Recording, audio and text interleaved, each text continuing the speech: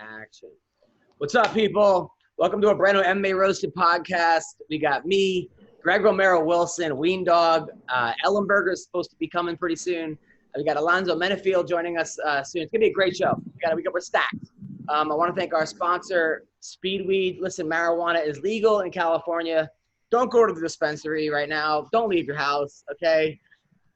People are going to be trying out stuff there, all kinds of stuff. Get it delivered right to you. They got THC, sex lube. They got marijuana. They got edibles. Gino's a great, great guy.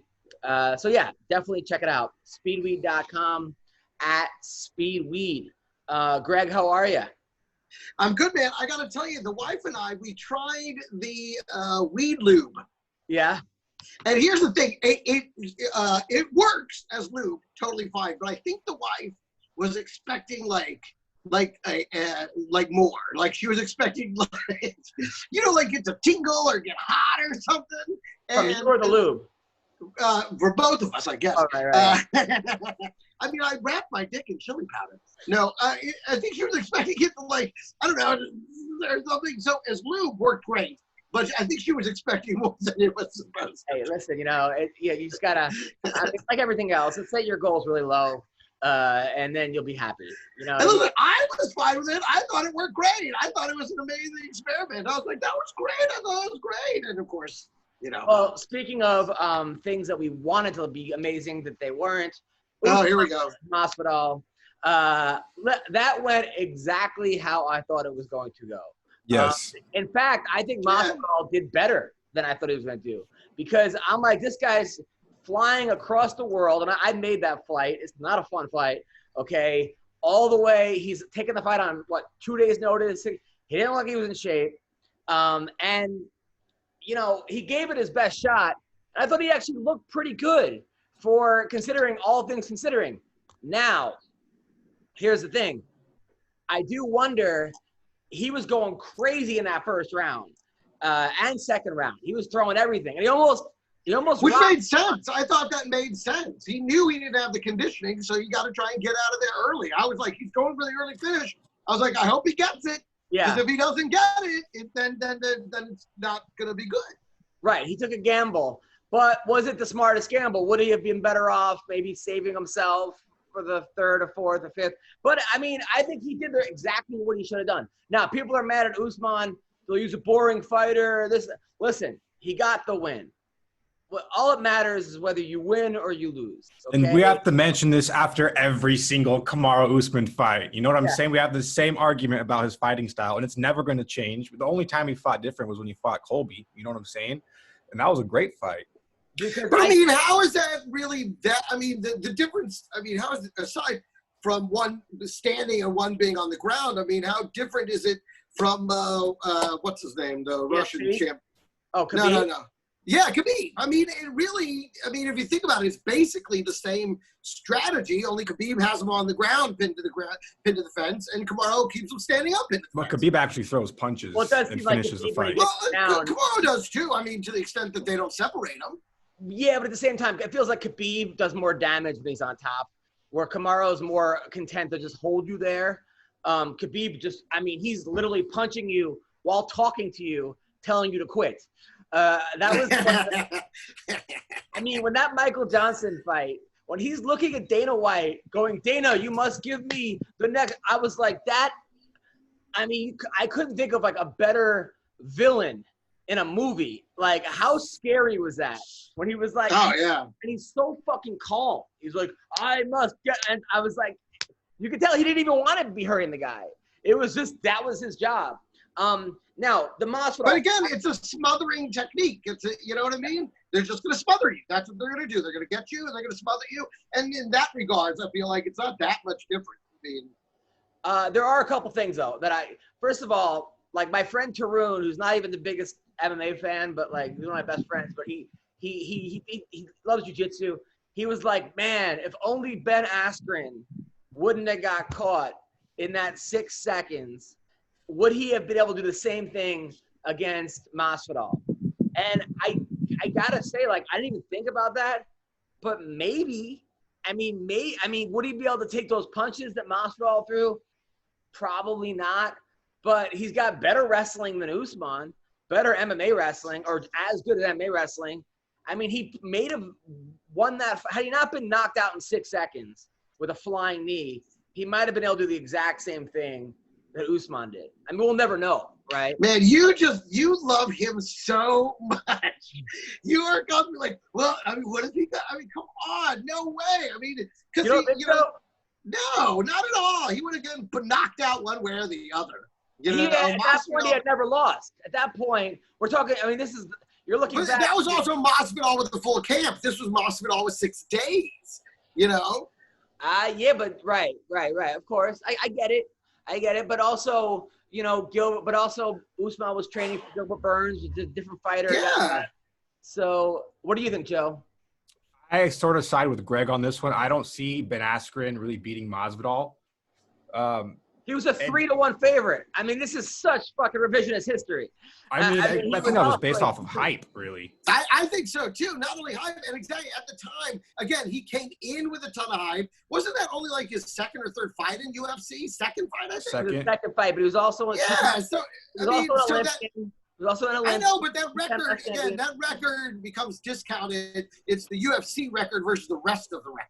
You know, I mean, it's hard to say that he, won, okay, but not in the UFC. It's another thing when you won that many fights in a row in the UFC. Look, a lot of guys won a lot of fights. Justin Gaethje was a champ in another division. Eddie Alvarez was a champ in other divisions, and they came in and won the UFC belt. But they put a lot of wins together in the UFC before that happened. No, they hadn't. Gaethje, Eddie Alvarez, it was like, I think it was his 2nd or 3rd fight against RDA. I don't think it was. He hadn't that many UFC wins. Well, let's ask Jake Ellenberger. Ellenberger's a guy who's been in there. There you go. Ellenberger's a pro at everything except for shaving. We're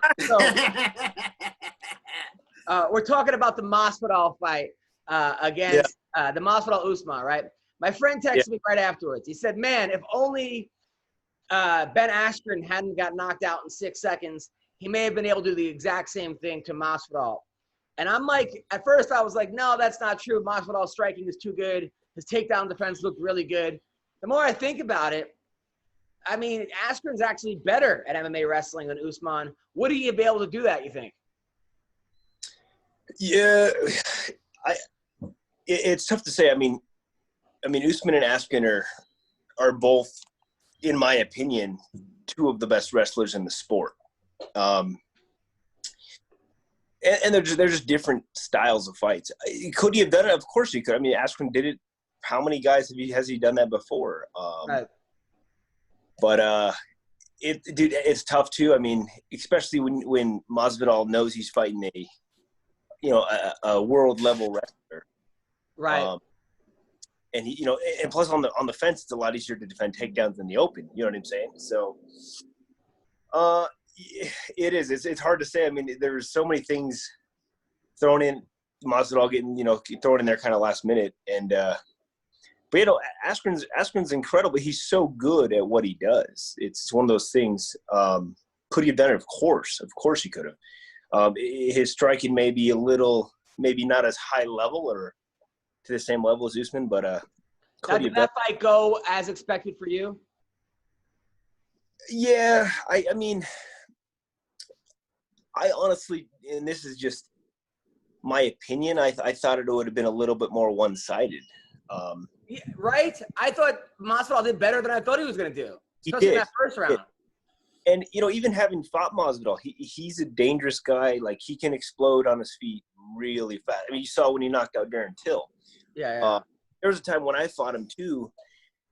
He hit me with, a combination, and I was seeing stars. I remember that. And I was like, he's deceptive. He's a lot faster than he looks. Like, I hit you with 2 or 3, and you're like, I remember that very, very clearly. So I knew he was going to be dangerous. He's going to be wild. It's like, that's what makes him so good. He's very unpredictable. But now Askren actually tweeted out, "This fight is boring," which is like Mike Perry saying, "Get your life together." Let's talk about that for a second, because there's a guy, Mike Perry. No offense, Jake. Sorry to bring that up. I know you just woke up from that fight. I'm kidding. Wow. But what is wrong with Mike Perry? What is his issue? Greg, listen, you're an alcohol. You're a drug addict, Greg. What's going on? Whoa. I am an enthusiast. There's a big difference, okay? I can make it through the day. The guy's got anger issues. I mean, we've seen this before in other fighters. I mean, and it's not highly uncommon among fighters to have anger management issues, but there's certain guys you can tell they're just below the surface, ready to pop at all times, and he's one of those guys. Definitely. And that even makes him – I had guys – so many people hitting me up like, what are they – are they going to cut him? What are they going to do? And it's like, I don't know. I don't think so. The same thing, like, people want to watch him fight. He's very marketable. Like, it's the same thing that compel people to watch him. He's a loose cannon. Like, the whole – he could snap at any minute. That's what people want to watch him. You know what I'm saying? Yeah. Totally. And he's drunk too. You know, you got to take that factor into consideration. They're at a bar. What, during his fight? Oh, okay. No, at the bar fight, dude. I thought you were saying no, that's John Jones. Ring, it was like the bottle his girlfriend was given it was filled with water. Well, but Greg, you saw what happened at the bar, right? Greg, you saw what happened at the bar. Yeah. I mean, I can't believe his girl's old enough to be at a bar. That was the whole thing. I was like, I mean, she's got to be, 18, 19? All right. But listen, the UFC did say that, like, that he's on his way to rehab right now. And he's going to be getting professional help. I didn't know that he wasn't with the Platinum Princess anymore. What happened there? I don't know. They broke up, and then now he's with a girl who looks like she may have been ordered from Wayfair. I was going to say, honestly, her parents are probably wondering where she is. But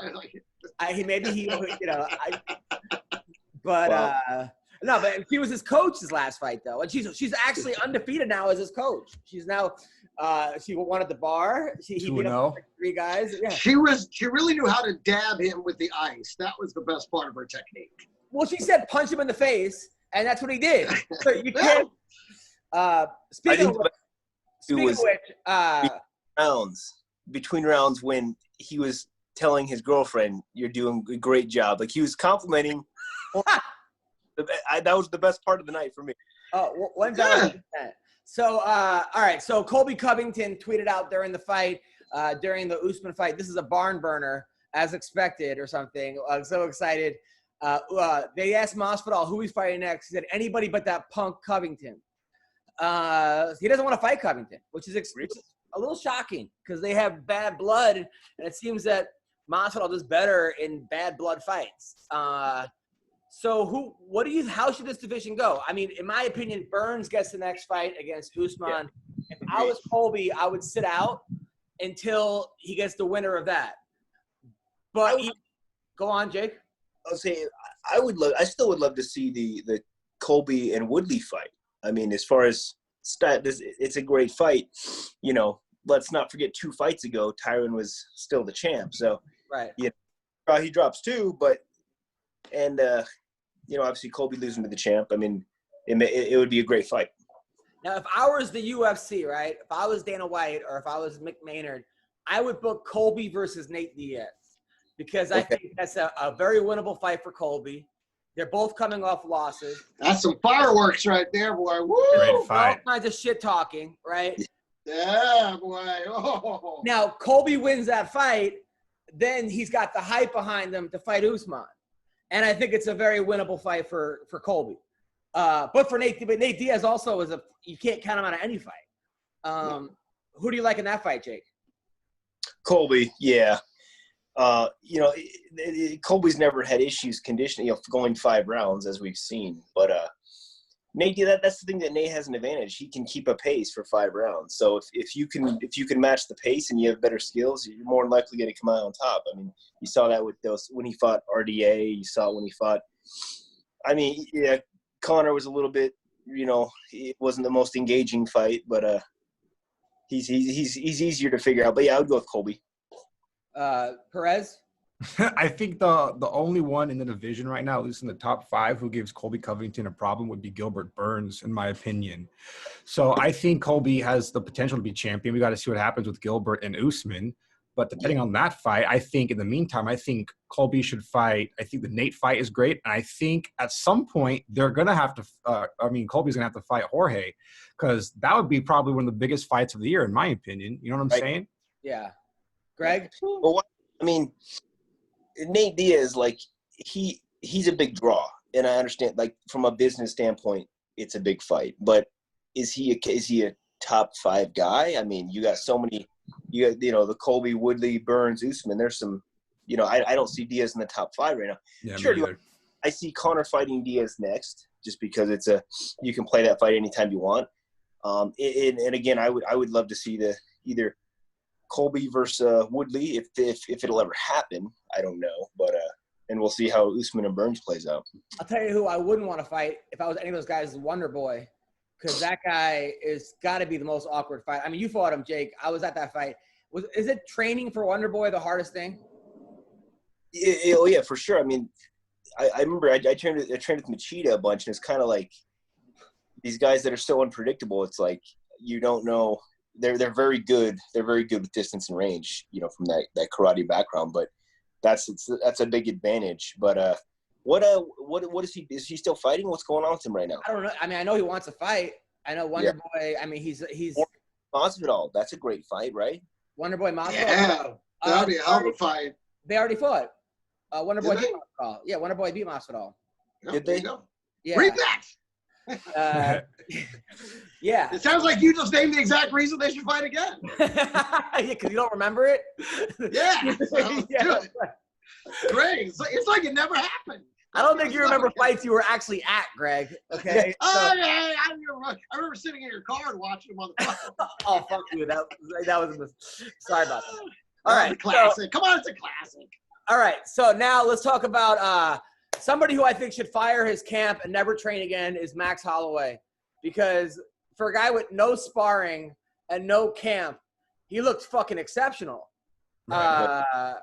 I was shocked. When he said he had no sparring and no camp, I'm like, oh, this – by the way, just so you know, my friend asked me all my picks. I gave him 8 picks, and they all won. Of course, I made no bet. My picks won too, dude. My parlay. I won $15. Well, yeah, Nice. I'm just an idiot. If I would have bet, I would have lost all of them. Yeah, you can't do it for yourself. You can only do it for other people. Yeah, because I don't give a fuck with other people. I'm just like, Yeah. I don't even think about it. Jake, Right, you go with your gut and you just fire them off, Jake, did you win any money this week?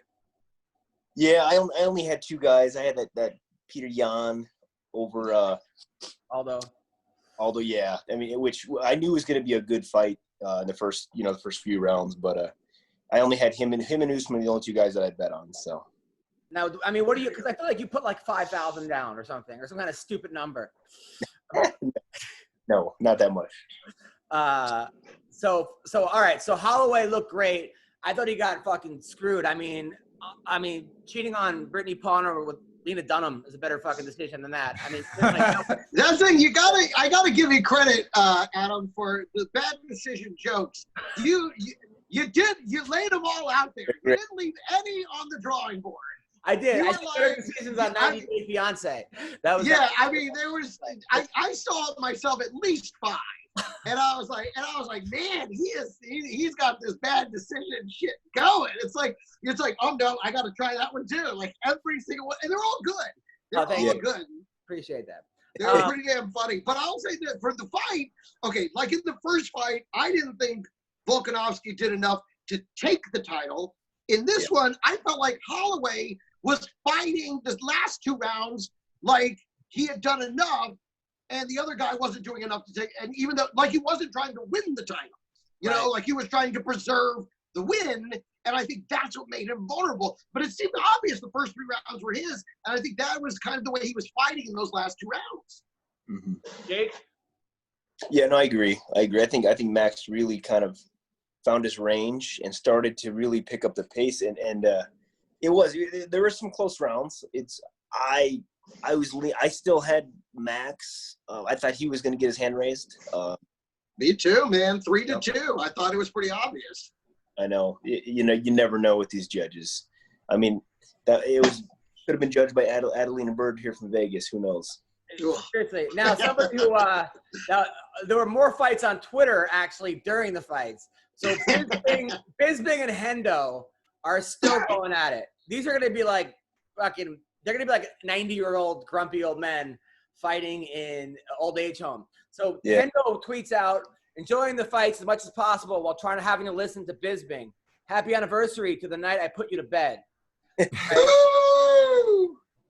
So then Bisping chimes back, yeah, on steroids, mate. You cheating cunt. No honor, no surprise. Then I beat you with one eye. Get fucked, sour bitch. I feel like he took that comment personally. Then he wrote, never won the UFC belt. Don't be sour, you old wanker. This is still Bisping. Now disappear back to obscurity. And he keeps going. He goes, drinking again and reliving your old glory days. All polite to my face and talk shit online. Didn't have you down as a keyboard warrior. And then Hendo wrote, surprised you saw this. Guessing you're not keeping your one eye on the fights as you're supposed to be commentating. No wonder why your commentating is shit. And then it just keeps fucking going. So what are your thoughts? Who won that round on Twitter? Why are these guys still fighting? What's going on, Jake? I feel like there might have been some drinking involved before the tweet, but maybe there might be. I was like, wow, Dan, like, okay. And it was funny. It was entertaining, but kind of surprising. That's not really Hendo's personality. Well, I've hung out with Hendo. He has been drinking a lot. I think he hasn't stopped since he's retired. He's having a lot of fun in Temecula. Look, looking back at that first fight at UFC 100, Hendo didn't have to take that extra punch. That was kind of fucked up. Bisping was laid out. I understand everyone hated Bisping at that time. Right. And he was like a villain. But that wasn't – that wasn't cool. And, Hendo said he had it coming. He didn't even deny the fact that he punched him again. Look, the ref didn't stop him. Yeah. The ref had to be there. The second fight was pretty close. It was very closer than I thought it was going to be, actually. I don't even know why that fight even happened. Bisping was the champ, and Hendo was ranked like 20 or something. Just because of the history they had, I'm sure. Yeah. I don't know. I mean, I like both those guys. They're both friends of mine. Yeah, definitely. I do think it was out of line. I mean, there was no point of Hendo even putting that out there, though. He definitely started that shit. I mean, there was no point. Oh, that was great. Entertaining. Oh, fuck yeah. Speaking of entertaining, we got a guy joining us right now. Alonzo Menifield. You know this guy, Jake? Yeah. Alonzo Menifield, 205-pounder, badass fighter. This dude has lived through it all. He went through 10 different or 20 different juvenile detention centers as a kid. He couldn't even read at age 13, 14. He was in and out of the system in L.A. He never knew his dad. Mom was on crack. He was adopted by a black Christian family from Nigeria. Took him in and his brother, cleaned him up, his life, Next thing I know, he's playing college football, made it to arena football. Now he's 10-1 in the UFC with, I think, 10 knockouts. This dude, he's the truth. He's awesome, Alonzo Menifield. He's very black. He's actually on right now. You just can't see him. No, I'm kidding. Alonzo, can you hear me? I don't know if his mic and video is connected yet. Zoom is not his friend. He's supposed to come 3 times last week. Didn't actually show up. Oh, something happened. And I actually. There he is. Oh, there he is. How are you? He's sideways. What's up, Alonzo? I think he's in his car. I can't hear him. This is going really well so far. Just keep complimenting him until he connects. Well, there's a mic button. It looks like a microphone. And it's on your bottom left. Yes. On the screen, and that's probably got an X to it right now. So just click that button. There we go. I think he's scarier sideways, actually. But can he hear Alonzo? Can you hear us, Alonzo? All right. These Zoom podcasts are so connected. great. He's coming in. I was just thinking today, I was like, I like this better when it was just audio, because it comes to showtime and I'm like, oh shit, I gotta put a hat on and Yep. I can't look like garbage like I usually can. You're good. You're a beautiful man, Greg. Alonzo. Thanks, buddy. What's up? Alonzo Menifield. How are you, man? All right, and he's gone. All right, well, that was Alonzo, guys. Great interview with Alonzo so far. By the way, this is not just this podcast that has this problem. Every podcast right now is doing Zoom, and they all have this same exact problem. So don't think that, you know, I mean, not everybody, you know, unless you're corporate, you probably installed Zoom just to do this interview. Yeah. You know, and the first couple of times you use it, it is a little wonky. It's kind of hard to figure out where, and then it's like, then it connects you and it's like, do you want to use computer audio, your audio, a phone call audio? And you're like, I don't fucking know. Just make it talk. I don't fucking know which audio. You know, like it is a little unnerving the first couple of times you use it. I know I felt that way. All right, well, let's talk about the Jose Aldo fight, because what's up with Jake? You've been in there. What's up with these refs? I mean, the guy was just getting pounded on. Yeah, that was he should have been stopped probably about 30, 40 seconds before than it actually did. But it's one of those things too. I mean, you could even go as far to say the corner should have thrown the towel in. It's like, well, there's no reason to take, you know, unnecessary damage. It's like, can he win the fight? Okay, he's tired, so not likely. Has he won the first couple rounds? No, don't think so. You know, and so it's, you know, there just needs to be a better like kind of structure or reform to train these refs a little bit. I don't know, but that was too far, man. And you don't want to see anybody get seriously hurt. Yeah, for sure. I'll tell you what, though, he looked great the first 2 rounds. He did. He actually, he looked jacked. I mean, that was like a different Aldo. He looked fucking ripped. My buddy said, he said 10-minute Jose Aldo is lethal, and I was like, I agree. Like, you know, three rounds is a lot different than 5 rounds. I will tell you that, because once you get past 3 rounds, he might have won. Actually, it's a good point. Yeah. Now they're saying he's gonna fight Dominic Cruz, and at first I thought Aldo versus Dominic Cruz. They're saying. Okay. First I was like, why? But then I thought, you know what? That's actually a good fight, because they're both names. They're both right there. I mean, they're number 3 and 4. You can't say they're not like it's not like, no offense to Diego Sanchez, but like someone like Sanchez Guida or somebody who's like, you know, you're like, well, what are we doing this? And a pretty good fight, actually. Yeah. I think Aldo might win that fight. I think. I mean, based on how he looked last week. I don't know who wins. Dominic, Dominic's a slick fighter too. You never count him out. A great fight. Yeah. Greg? Yeah, it would be great. I mean, yeah, they should launch the senior tour immediately. You know, I mean, you just love making these old guys keep fighting each other. I think we've seen that both of these guys maybe need to wind it down. So, look, I'm not the one who fucking made this fight. I'm just telling you what the streets are talking. Aldo's only 34 years old too. He's not that old. 34 in fight years? Come on, man. That's fucking. That's 38. That's 38 in comedian years. Fucking Jake fought till he was 60, dude. Are you kidding? Jake was a Marine in World War I. Come on. Now, Paige Vanzant, I kind of felt for her in a way. I feel like everyone hates this girl. But why do people hate her? Because she has yet to do anything in the ring to deserve the hype that she's gotten. She consistently loses good matches. I knew she was going to lose this one because that's what she does. Well, you called it a ring, okay? So your credibility is fucking out. You know what I mean? Come on. But no, she beat Felice Herrig. Paige Vanzant did. That was a great knockout. Okay. She knocked out Rowdy Beck.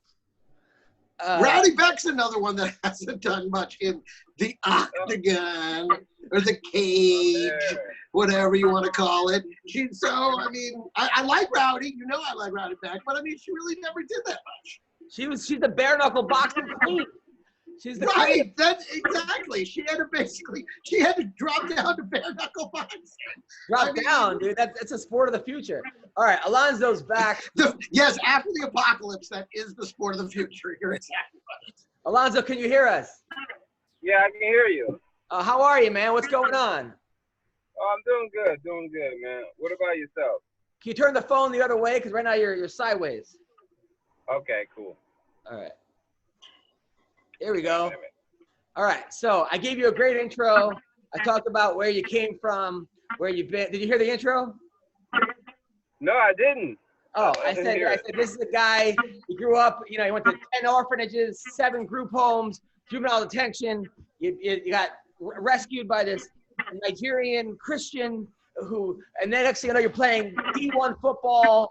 You got arena football. Now you're 10-1 in the UFC. You're killing it, man. Yeah, right. Well, I did drop the ball in my last fight. All right, we'll talk about that because we're trying to focus on the positive here. But now we're focusing on positive. We are when the guys in front of us. We are. Now that was a fight. First of all, that guy was really good that you fought. But you had him hurt in the first. You almost had him out. Were you surprised? Because everyone else you punch goes down. Were you surprised he was able to take your punch? Yeah, I was surprised, and I felt like he was about to, go away. But his dad was able to motivate him, and he just got a second energy, like a damn zombie. And he was able to come back and keep fighting me. Ellenberger, I mean, you knocked out Jake Shields. You knocked out Nate Marquardt. Was there anybody that ever was able to take your punch? You couldn't believe it? I mean, honestly, like Stephen Thompson, I hit him pretty hard. He wobbled, but he's in. Waller, man, he's one of the guys who's really hard. So, for sure. So, Alonzo, what did we learn from this fight? Oh, shit. You know what I did learn? I learned that when I do take a fight, make sure that my body is always 100% physically. And then, cardiovascular. I learned I got to get more into the cardiovascular. Shit, man, I learned a lot. Endurance wasn't there. My shoulder was tired. So with that said, I learned, that I should always check those off my list before going into a fight. And then, I'll be able to display my skill sets. Because truth be told, I was just tired as hell, man. I couldn't really do anything. You look tired. I'm not gonna lie. You look like you had your hands on your knees. You were asking your corner for an inhaler. It was right. 2 rounds. It was rough. Do you think you have too many muscles? It seems like you have too many. No, I had a lot more muscles as a linebacker. Right now, I think I adjusted. I'm good. Not too many muscles. I didn't prepare as well as I wanted. Was it because of COVID? Yeah, COVID messed me up. A lot of gyms are like, no, we're closed. So I had to pretty much work in my garage. And, me buying equipment kind of like went kind of cold because everyone was buying up everything. So I was like, damn. Yeah. I'm lifting up rocks and making sandbags. Trying to figure out. Oh, my God. That's crazy. So you went into a fight in the UFC against a stud, and you had no equipment, and you had no training partners. Did you spar at all? Yeah, I believe I wouldn't call it sparring, but we felt each other out for like 2 weeks. I did that, and then I went into the fight because that's when gyms started opening up. So Jake, you ever had a training camp like this? No, I never had a training camp like this, so it was new. And, I thought, like, I'll beat him with willpower. And, I had willpower, but I just didn't have that cardio, that endurance. So now I know what I need all the time. That sounds awful. I mean, but you still look good. Even though you lost the fight, honestly, and Rogan and them even said, they were like, your stock didn't go down because you didn't look bad. You just looked like you were a little tired. In fact, it was tied going into the third. If he hadn't got that takedown in the third, you would have won. Yeah. Dang. And when he got that takedown, I was like, God damn it. I was thinking about biting him. Give the old Tyson technique. Right? I was going to bite him, man. Don't take me down, man. What did your wife and kids say? Oh, when I got back? Yeah. Oh, she said I dropped the ball. She told me, I told you should have been running. I was like, I think I need more than running. Your wife said I told you to run. Man, it sounds so simple. It sounds so simple. I love the. Oh man. What did your wife say to you after you lost? Sometimes, Jake, you got a hot blonde wife? Oh yeah, we don't talk about fighting, Adam. We yeah. I got But it. That's a good policy. That's a good policy. Yeah, that's a closed door. This is a weird time though. I the whole COVID shit, man. I've never seen anything like it. I've had to train for Submission Underground, but not an MMA fight's a lot different. So I've never had to prepare during like a weird time like this, man. So it's bizarre. You're also very new to fighting, man. I mean, you were an arena football player, 4 years ago? Who, me? Yeah. yeah, I was. I played IFL, arena football. Terrible. It was terrible. I hate it.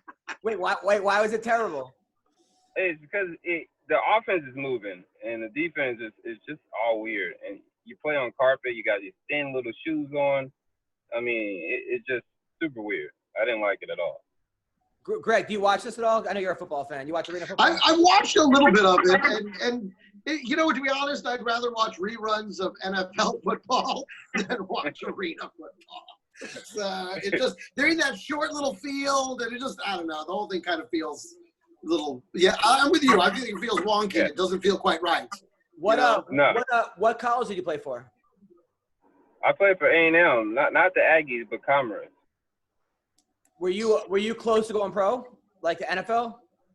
Yeah, I had a manager, Russell Best at the time, and I was close, but I never got that invite. Even though I made it to the Indianapolis arena or combine, I still didn't get that NFL tryout. So, and I landed in the IFL, and then with that crap, I was like, if I got to do this for another year, I'm done. So then I went to MMA. Wow. There you go. That's freaking crazy, though, man. How hard is it to get that invite? Wow, man, it seemed like it was political, They were like, oh, he's not the right height, he's not the right size. And I was like, you know what? But my stats, giving up from, when I was a freshman all the way up, I figured they spoke louder. But, I mean, it was super hard. So I said to myself, I'll do MMA. I'll have my own decision with my left and right hand. There you go. Yeah. Now, Greg, you're from Texas. How good is A&M, the football team he played for? Well, you said you played for Commerce. Is that right? Yeah. Okay. Yeah, so I had bad grades, and I went to Division II. I was gonna say, it's not really the premier program. Yeah. Give me Aggies, good grades in Aggies. I promise you, I'll go to NFL then. Right. I mean, yeah, because A&M. I mean, that's a major Division I program. They're Southeast Conference now. Listen, but that, great players can come out of anywhere, but it is tough to get the opportunity to showcase. But what's Commerce? I don't understand. What's Commerce? Commerce is a small town that's like, what is it, like northeast of Dallas by about 45 minutes, something like that? Yeah. And they call it East Texas, but it is north of Texas. Right. But it was originally called, I think, like East Texas State or something for a long time. Did you guys have any groupies or any fans that came to your games or anything, or no? At Commerce? Yeah. Nah, man, that school is backward. They were big into fraternity and sororities. It was super weird, man. People get patted on the ass. I don't get it. But nothing against fraternities and sororities, but all offense. You didn't want to take a paddling? Yeah, I didn't want to. I was going to be an alpha. And the guy who played football with me, he said, yeah, we may have to do the paddle. I said, man, I'll knock your ass out, man. You ain't going to paddle me. Your MMA career might have started sooner. So the guy, yeah, I know. so the guy who adopted you, right? Did he talk to you after your fight and say, start running? You said the guy who adopted me? Yeah. What'd he say? Did he call you after your fight and say, keep your head up, don't worry about it? I know you're going to be champ one day. Oh, yeah, he called me probably like 3 days ago, and he told me, like, yeah, just keep safe, be safe. He always says be safe. He said, did you find anything else to do? I know, I'm still fighting. But he said, okay, keep doing it, be safe. That's awesome. That's all. That's such an amazing story, man. Like, the fact that, like, you and your brother were in, like, 13 different group homes and fucking beating up people. And you couldn't read, right, till you were 12 or 13? Yeah, it was hard, man. My mom was an immigrant from Belize. She didn't believe in education. She believed in, like, getting money from the government. So she would do things like, hey, we got to do this act, and you got to figure out a way to are y'all still there? Yeah. Oh, yeah. She was just trying to figure out a way to get money and not really too concerned about education. So, I got put in crazy-ass schools, and they didn't give a crap about education. They cared about restraining you. So, yeah, you would imagine as far as, like, education and me being able not to read and do math correctly, that was my life until I got adopted. So it all changed then. Well, man, you got an amazing story. When do you want to fight again? I want to fight in August. I'm trained. I've been training since that loss. I dropped the ball. I've been training hard. Yeah. So I'm like super ready. Hopefully in August they call me. I told them if they have a July spot, put me in there. What do you think of Will Smith and Jada? Oh, yeah, I heard about it. I think that they're cool. No, she said that she was banging the guy named August, a rapper, but it wasn't cheating. It was an entanglement. Yeah, the free-spirited, I guess. I love Will Smith. Jada, she's an interesting one to me. I don't really know too much about the gossip now. But you would never let your girl have an entanglement, right? No, entanglement. No, it's over if entanglement. Well, I love them though. Well, Alonzo, thank you, man. Thanks for coming on the show. You're the best. Can't to see you fight again. Always a fan. Whether you win or lose, we're in your corner. And I guarantee you're going to be champ in the next 3 years. Don't forget us when you're the champ. I will not. Thank you so much. Anytime, man. Take care. Right, y'all take care. You too. That was Alonzo Menifield. I like that guy. Nice guy. Yeah. He is one of those guys, though, that comes in so muscular that your first question in your mind is, does he have any gas? Can he, is he going to be able to make it the later rounds? Yeah. Everybody has the gas. Everybody. You got to prepare the right way. It's can you push yourself? Can you put yourself in that, situation? Conditioning. It's just getting your, you know what I mean? Like, how do you prepare if you're a guy that muscular? You gotta hit that wall as many times as you can. I mean, until you just mentally you can push through it. It's one of it's tough because, like, you got to be able to, like, physiologically and mentally be on the same page. You know what I mean? Some people are extremely mentally tough, but just don't have the, physiologically they just can't. There's only so far before you hit the wall, but you got to exhaust yourself in training. You got to push yourself, but. No, I mean, yeah, those big guys, you got to get used to it. Be uncomfortable. You got to make yourself tired a lot. And 15 minutes, is a long time. Man, so let's talk about some of the fights this week. This Wednesday, there's fights. Yeah. Hell yeah. Wednesday, and also, Wait a minute. Before we go on to the next fights, can I give a shout out to that first fight on the early prelims, that Davey Grant, Martin Day fight? That was a hell of a fight. Those were some gutsy fighters. And that Davey Grant, man, he slugged it out. He knocked him out. It was a great fight. In my opinion, it was like one of the best fights of the night. It was. And that guy, Davey Grant's a good guy. And he's a guy that, like, I liked him on The Ultimate Fighter. And I always thought he was a guy that just never got, whatever happened to that guy? There's a lot of guys like that. You're just like, wait, what happened to that guy? And I'm happy he's finally, and it seems like he's also, he has a restaurant and this and that. Feels sometimes like when you don't need the money, especially with right, it alleviates the pressure. You can actually just enjoy it and relax and do your best when you're not like, I need this win or my children are gonna fucking starve. I would say 99% of the auditions that I fucked up were because I wanted it too bad. Absolutely. Me too. The guys that we've seen, it's so funny. So many guys we've seen succeed, you find out they're from rich families. And it's like, well, of course, you walk in there, you're all cavalier, having a ball, because you don't fucking need it. You go in there like you or I, and you're like, okay, I got fucking 8 Mile playing in my ear. Like, if you have one shot, one opportunity, would you blow it? I'm like, I'm not going to blow it. And then everything you say, you second guess. Totally. I can't, and I think also it's just a matter of, like, it's just, but they don't teach you that when you're growing up. They teach you that if you want something really bad, you have to get it. You have to want it. Whereas sometimes it's like, you have to want it, but you have to, like, it's like a girl. How many times when you like a girl, you don't get her? When you really like somebody, you call her too much. You try too hard. You absolutely, trying too hard is the hallmark of my career. It's what I do the best, is trying too hard. I'm overeager. I fucking floor it. I ruin it learning to pace myself over an hour was one of the hardest things that I had to train myself to do. Because I ran everything like it was a sprint on stage, you know? I'm still there, and I hate it. So Paige Vanzant, but we didn't finish her. What does she do now? Because she's testing free agency. Dana White told her to go test free agency. Should she still fight? Like, first of all, I think she never should have left Team Alpha Male. I hate to say it. It seemed like that was a really good place for her. People were her size, and she was getting the wrestling that she needed over there. But should she go into acting? Should she go into? Yeah, but she's got a lot of.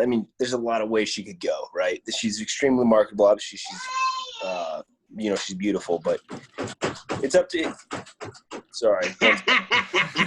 Kids.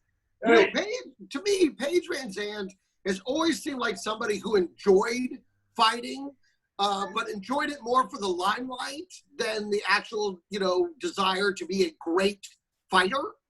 And I think that's what we see. I think she enjoys the attention of being the prettiest girl in the room, in that environment. But I've never felt like she was just hungry to be a champ fighter. And I think that's what we see.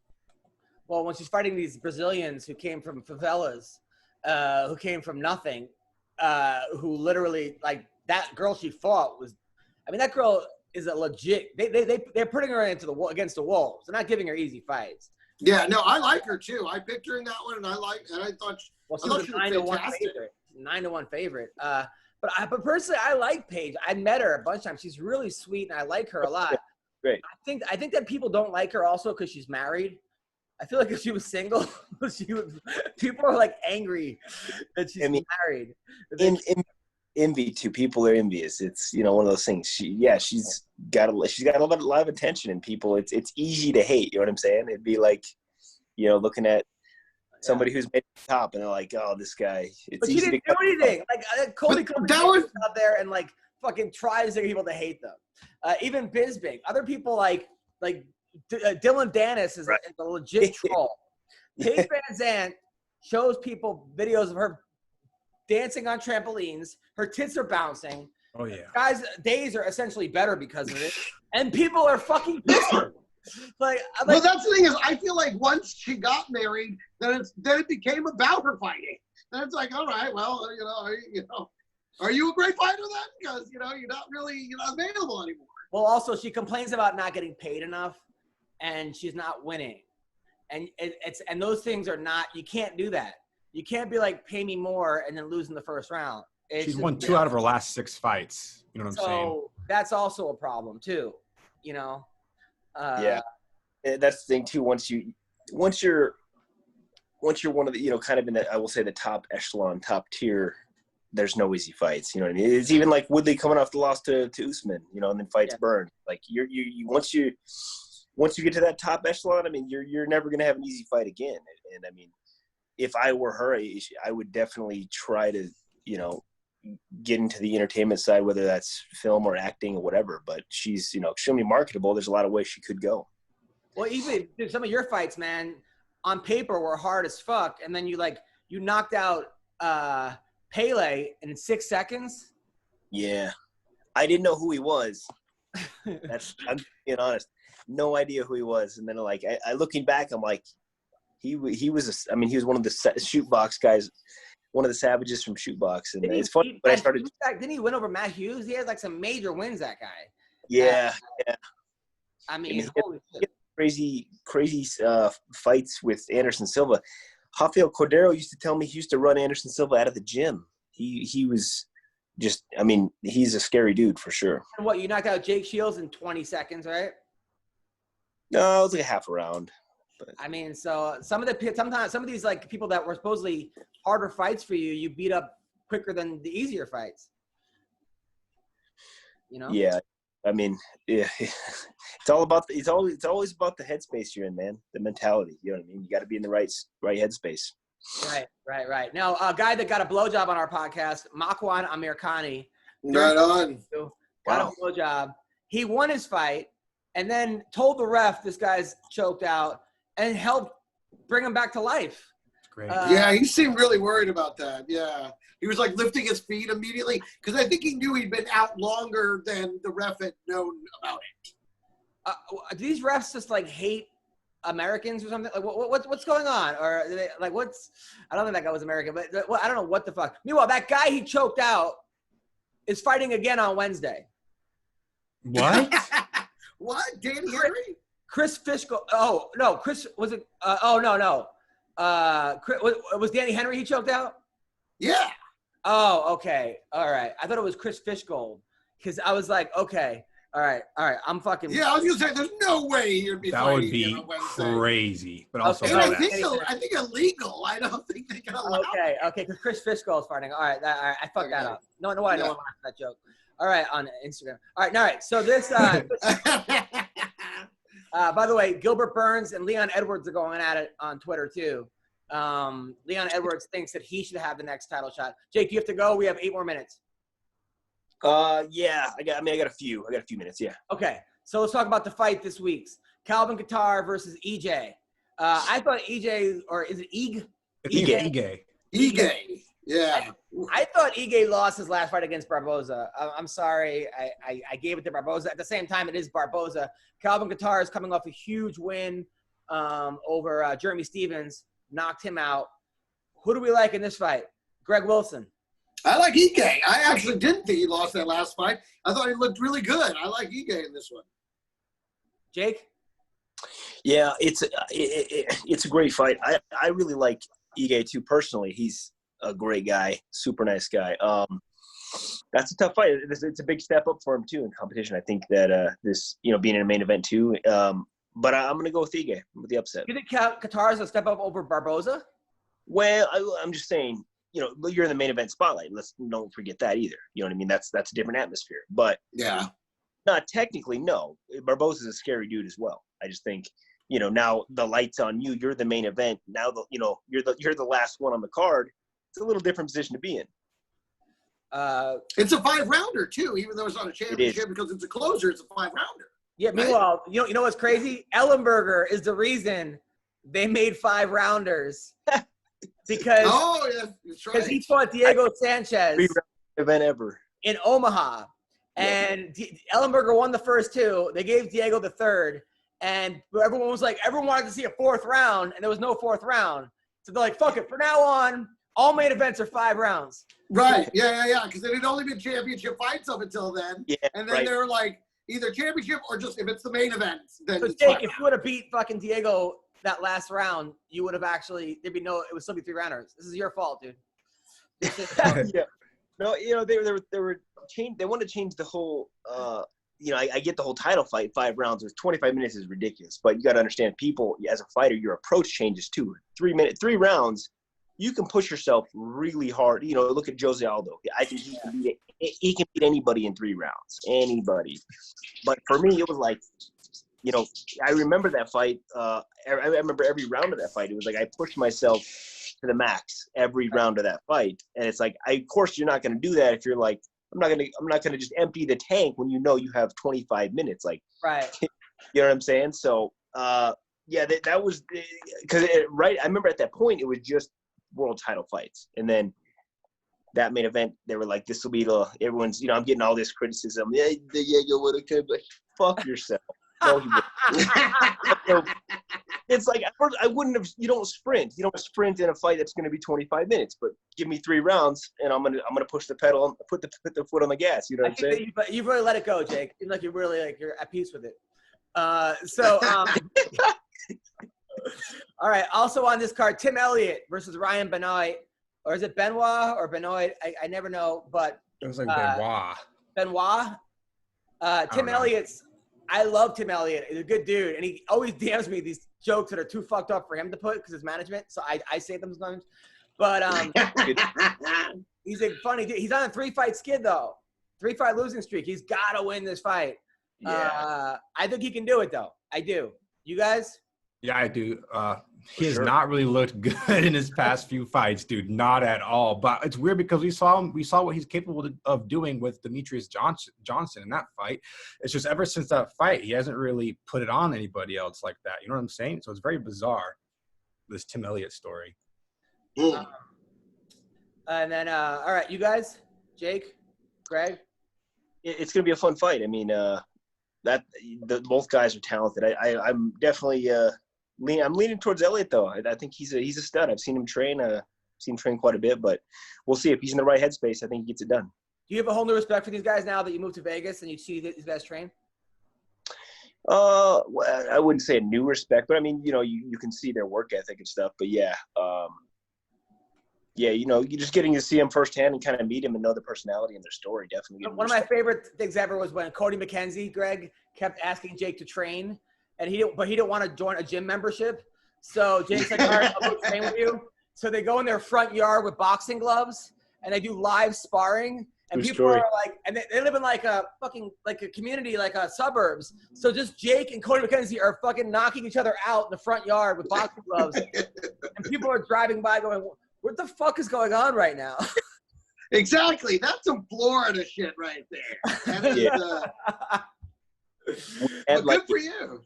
We had one of those like cheap 2-inch mats, in his garage, and like he wants to wrestle, and I'm like, bro, wrestle on that, and then front yard sparring. But hey, you got to respect the guy. He's willing to go. He's willing to train wherever. All right. Fuck yeah. It's pretty dope. Also on this card, Abdul Razak Asahi, who fought your brother, fought Joe Ellenberger. No. Oh, really? Is there a John Ellenberger? A John? It says he beat Joe Ellenberger. He also knocked out Nico Price. Is it possible that there's another family named Ellenberger? No. Perhaps. They might not all be directly related. I mean, he could just be a different Ellenberger. According to MMA Junkie, he fought your brother. No, that's Jos. The first name is Joss, and the last name is Eichelberger. Jos. Oh, it says Ellenberger. Close. Really? Oh, Josh Eichelberger. Oh, who the fuck is Josh Eichelberger? It's not even Josh. It's just Joss. Oh, sorry, Jake. Somebody pretending. At MMA Roasted, we do the deep dive before our show. get all our information said. Well, look, this guy is 10-1. He knocked out Nico Price in 1 round, which is pretty damn good. He only has one loss, which was a split decision to Omari Akhmedov. He beat Sabah Homasi twice in a row. Why do they keep having these guys fight the same guys? That's a little weird. Both in the first round. And he's fighting Munir Lazez. I see a lot of these guys on this card are Brave fighters. They fought in the Brave organization, which was what Bubba Jenkins fought in that, which is Bahrain. But those fights are a little strange. This is his debut. Yeah, they have a lot of debut guys from Brave coming over. Maybe because it's right there, in the Middle East, and they don't have to maybe quarantine as much or yada yada. I know on this card, Jared Gordon, who I like a lot. He's a guy that former drug addict, heroin addict. His whole Adam, I gotta dip out. You guys, thank you so much. I love MMA Roasted. Jacob, good to see you, man. Thank you, brother. Wing Dog, and of course, Adam. Thank you guys. You guys take care, man. Have a good You one. too. All right. Last thing I'm gonna say, Jake, because I gotta get your opinion on this. So Jared Gordon, the guy, great guy, former drug addict, big time, almost died of heroin, came back. He's a great fighter. His whole corner, I guess, Rufus Sport, tested positive for COVID. So now, what's his name? Paul Felder is going to be commentating on the card. Stop commentating. He's going to coach him for his fight and then go back to commentating. So That's awesome. Is it awesome, or is he going to ref too and be the ring girl and possibly step in again? I mean, what the fuck is going on here? How important is your corner in there, Jake? I mean, it's tough. I guess everybody's different. Like everyone responds differently too. So it's one of those things. Like for some people, the corner is huge. For some people, I remember guys like Matt Linlin and Randy. They don't even need a corner because, you know what I mean? They will walk in and then there's nothing you're going to say that's going to change their mindset and their But it just depends the fighter, man. I mean, I know some guys who would literally be like throwing up before fights, and if they didn't have someone in their ear, there's no way they would get past a round. But have you ever had a corner change your fight, or you might have lost if you hadn't had the corner? No, I don't think so. I mean, again, I think it's just words of encouragement and people reinforcing what you do well. Because, you know, when you're tired, you know, your mind's spinning and it's hard to focus. Did Edmund say head movement to you while you were fighting or no? Coach What's Edmund? Did Coach Edmund yell head movement to you while you were fighting or no? I know that's his big thing. Did he ever say it to you? Well, so I think with you know, for me, it's not that big of a deal to be honest. The corner, because I mean, again, they reinforce some good things, but you know, God forbid, and a corner encourages their fighter when they say they're done. Yeah, you know, we want that to happen. You would want to show some encouragement and show. How about that one guy that you had that had like, I don't know if he was like a weapons training guy. And he was yelling incoming during your fights. And he, like, you know what I'm talking about? The guy that was like, explosions. Yeah. And he was like, was that guy a good cornerman? Yeah, he had some good stuff. He was an interesting guy, but like he was like giving you guns during the fight and stuff. He was like giving you like weapon. I know your brother was fighting with him during one of the fights. Like, did you ever have to break up their fight? No. There were some words exchanged, but hey, you know, we're all looking for the same outcome. So that's true. That's good. I know as a wrestling coach, I've had to yell at my other coaches sometimes to be like, because they're yelling one thing, I'm yelling another. I'm like, guys, shut up. No offense. I'm the head coach. You know, even like that's a perfect example, because I think guys who have wrestled and you really learn that kind of self-reliance and you've been in matches by yourself, like that's a very one-on-one, very, very physical sport. Those guys don't need a lot of coaching. I mean, maybe reinforcing what you do well. But people who've never really had, I guess, really wrestled or kind of learned that self-reliance in a competitive standpoint, they might, you know, their corner might mean more or might be I gotta say, more. At one point when I was a junior in high school, I lost like 4 matches in a row and I was defending state champ, whatever. And my coach and I had like an unhealthy relationship. I don't know if that's ever happened to you, but it was just getting to the point where it was just we were not on good terms. And he didn't come to the tournament because he had something, and it was the best I wrestled. And I think I did a lot better without him. Sure. And then he came back the next tournament and I won, yada, yada.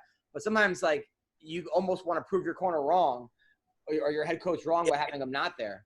Yeah. It's sometimes like those crazy wrestling dads that are like want it more than their kid and they're screaming, and it's like, I've seen it a lot in Nebraska when you're like, some of these kids will do a lot better without that pressure and all that shit from dad. You know what I mean? What are your thoughts on Pat Downey, by the way? You heard about him? Yeah, he's a stud. No, but you heard about what happened to him this week? No, what happened? So he was supposed to wrestle David Taylor on Flow Wrestling, but he got kicked out.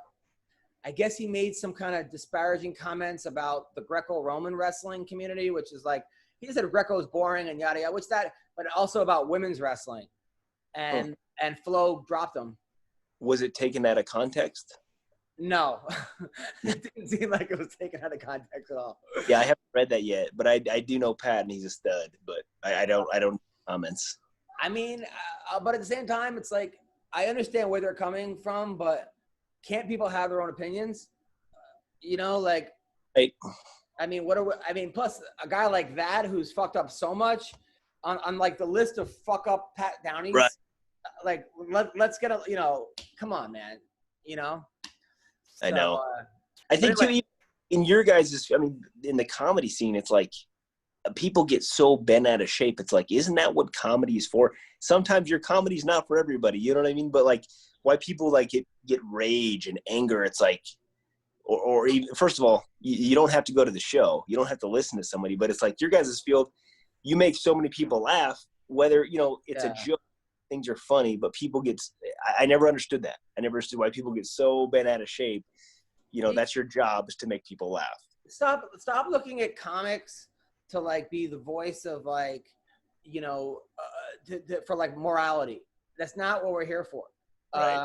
And athletes too. Look, I want to watch Pat Downey wrestle. I don't really care about his thoughts on Greco-Roman wrestling or female wrestling. I don't care. Fair point, exactly. if he's if he's hurting people, like if he's like all Jews should die, then okay, fine, fuck him. You know, like but if he wants to have stupid opinions, I don't agree with. I'm not paying to hear Pat Downey's thoughts on politics or on gender issues. It's just like people just think that because someone's good at something that they're going to be like, you know, brilliant when it comes to other shit, and it's just not the case. Anyway, Jake, thank you, man. Love having you back. I got so many people hitting me up saying, please get Jake whenever he's available. Jake was the best part of the podcast. We miss Jake. We miss Jake. So thank you. Let's do it, man. For sure. It's a lot of fun. I appreciate it, man. I'll talk to you soon. Thanks, Ween Dog. That was good, bro. Have a good one.